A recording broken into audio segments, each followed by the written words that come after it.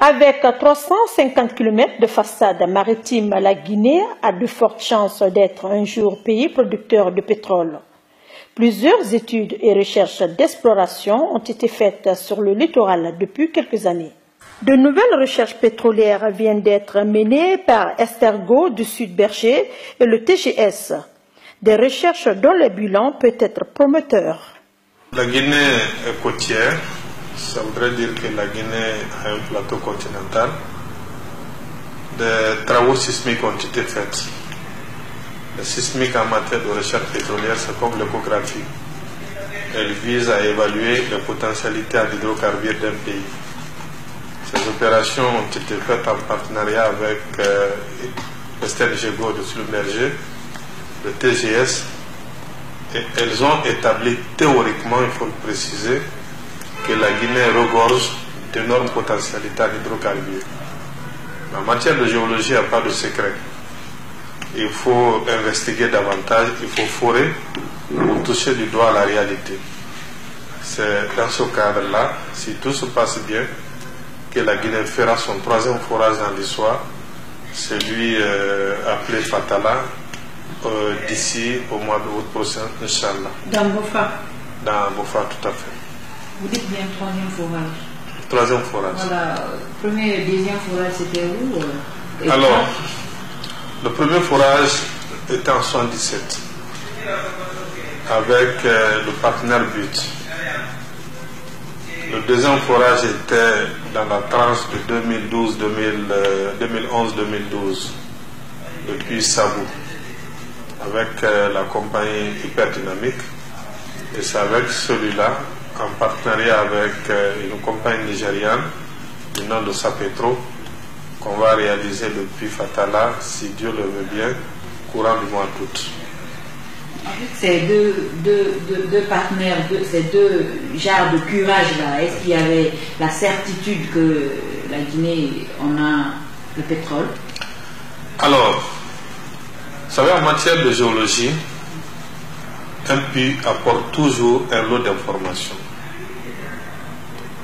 On peut ne pas toucher le pétrole, donc faire une découverte pétrolière, mais récolter des informations qui attestent qu'il y a du pétrole. Le puits qui a été fait en 1977 a eu l'avantage d'établir qu'il y a des roches sédimentaires en Guinée. S'il n'y a pas de roches sédimentaires, il n'y a pas de pétrole. Donc dans le puits était sec, donc il n'y avait pas de pétrole, mais au moins la mise en relief a été faite de l'existence de la roche, des roches sédimentaires en Guinée. C'est la roche mère, c'est elle qui génère les hydrocarbures. Donc à partir de 1977, on savait désormais qu'il y a du pétrole. Il ne restait qu'à investiguer davantage pour aller toucher du doigt à la réalité. En 2012, donc, on a fait le deuxième puits, qui n'a pas permis de faire une découverte commerciale, mais qui a eu l'avantage, parce que vous savez, le pétrole se forme par cuisson de matière organique. Après, il y a dépôt de liquide et il y a migration. Dans cette migration, pour une course à la remontée à la surface, vous avez le piège qui garde. Donc dans le cas d'espèce du puits Sabou, le piège qui devait garder le pétrole, parce que quand ça sort comme ça, il faut que ça heurte un obstacle pour que ça soit gardé. Parce que si l'obstacle n'est pas là, le pétrole fait la migration. Ça veut dire qu'il remonte à la surface, il se mélange à l'eau. Donc dans le cas d'espèce de Sabou, il y avait effectivement ce piège, mais le piège était défaillant. Donc ça n'a pas permis de garder le pétrole s'est échappé. Donc au moins ça aussi, ça a donné l'assurance aux Guinéens qu'il y a du pétrole, mais il ne reste plus qu'à identifier une bonne structure qu'il faille forer pour aboutir au produit. Donc c'est une opération de longue haleine. On a l'espoir, puisqu'on a établi qu'il y a des roches sédimentaires. On a l'espoir parce qu'on a fait un puits qui a attesté que le pétrole était là, mais la structure était défaillante, donc le pétrole a migré, il y a eu évaporation. Maintenant, on va vers une troisième expérience. Nous comptons, mais il faut être rationnel avec la communication. Il ne faut pas tout de suite dire qu'on trouvera du pétrole, mais on a de l'espoir avec nos résultats géologiques que ce n'est pas exclu qu'on ait du pétrole, mais on ne le dit pas forcément qu'on aura du pétrole. Quels sont les avantages d'une telle ressource pour le pays? Alors, vous savez, le pétrole est une ressource naturelle qui est très primée à l'échelle mondiale. Donc, si demain le pétrole est découvert en Guinée, ça a l'avantage de solvabiliser notre économie. Parce qu'on le capitalisera désormais sur les ressources minières du pays. Et puisqu'on est en contrat de partage de production, ça voudrait dire que le partenaire qui vient investir de ses moyens, parce que c'est une opération risquée qui nécessite suffisamment de moyens et de technicité. Le seul puits de Sabou a coûté 100 millions de dollars environ. On a la chance cette fois-ci que le baril a chuté. On a la chance qu'il y a suffisamment de machines qui font le forage, qui sont au chômage, donc il y a un amoindrissement de coûts d'investissement. Donc le puits Fatala va nous coûter 46 millions de dollars. 46 millions de dollars, je ne dirais pas que la Guinée ne l'a pas, mais la Guinée a des priorités qui ne lui permettent pas de consacrer ça à un seul puits pétrolier. Donc le partenaire va le faire, mais il y a, une fois qu'il y a découvert, il y a partage de production. Ça voudrait dire que la Guinée n'investira pas, donc la Guinée n'a pas de risque financier, mais une fois que la découverte est faite, il y a une clé de répartition de la production qui fait que le partenaire va garder une part de la production et la Guinée gardera une autre. Donc c'est là que la Guinée va avoir, aidera la Guinée à récolter des ressources financières, ça va lui conforter la surface financière et ça va... Exactement, c'est un partenariat gagnant-gagnant. Donc ça va l'aider à réaliser ces infrastructures de base, des investissements à fort impact social comme les routes, les écoles, les hôpitaux, tout, avec les ressources qui vont être générées.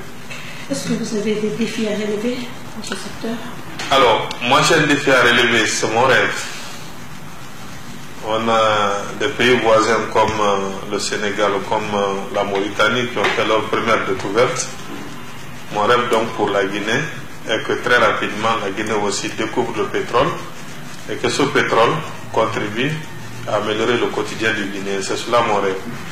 Je veux un pétrole pour la Guinée qui est générique du développement et de la paix.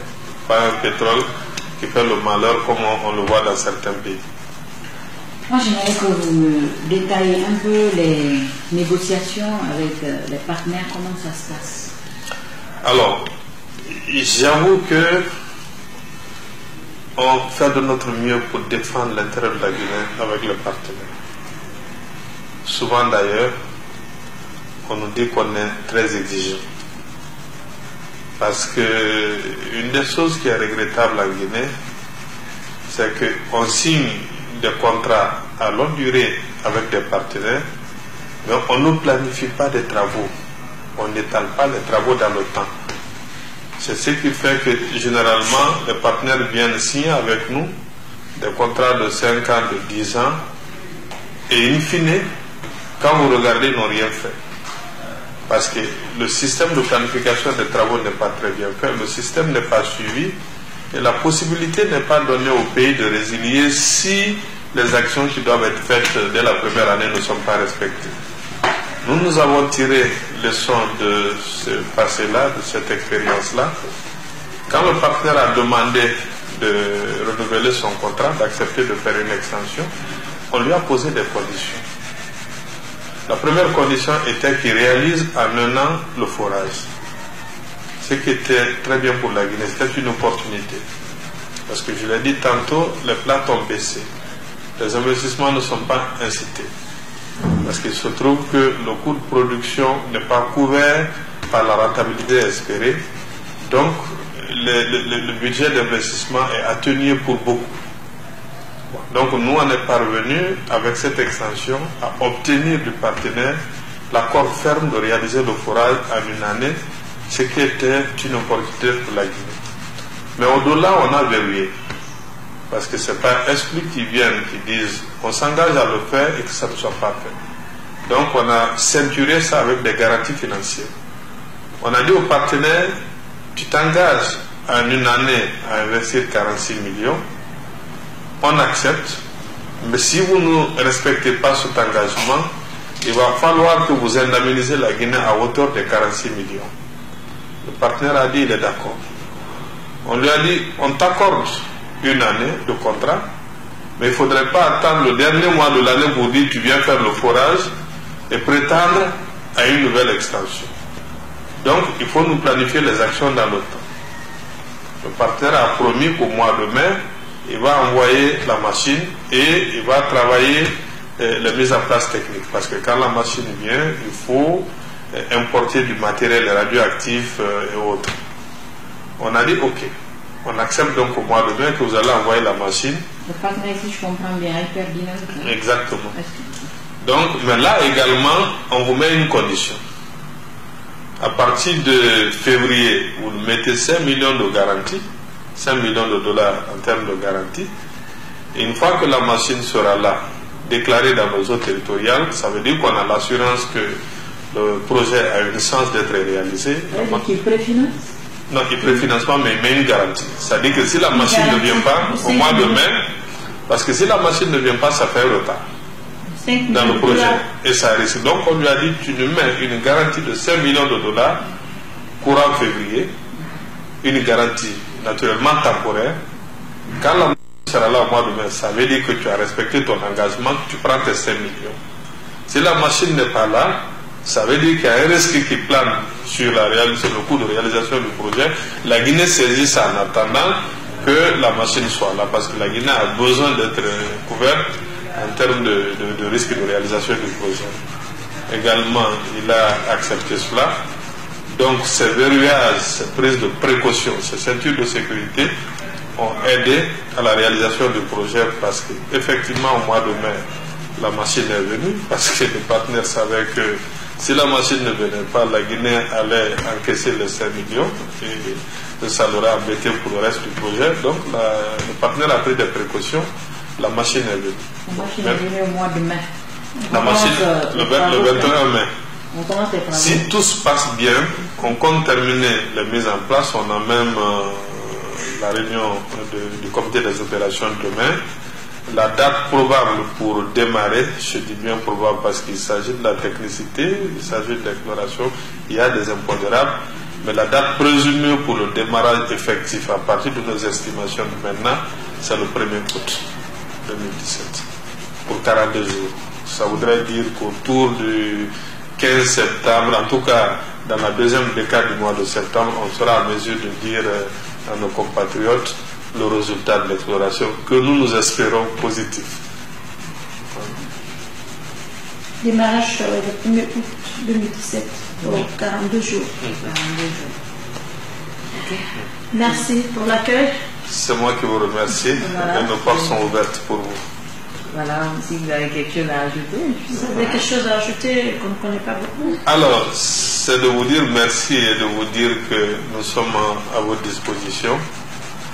Également dire qu'il s'agit de l'exploration. On n'est pas encore au stade de dire qu'on a fait une découverte. On a de l'espoir.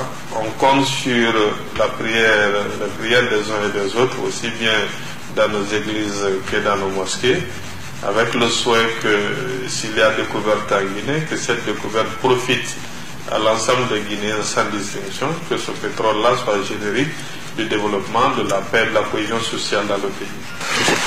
Merci.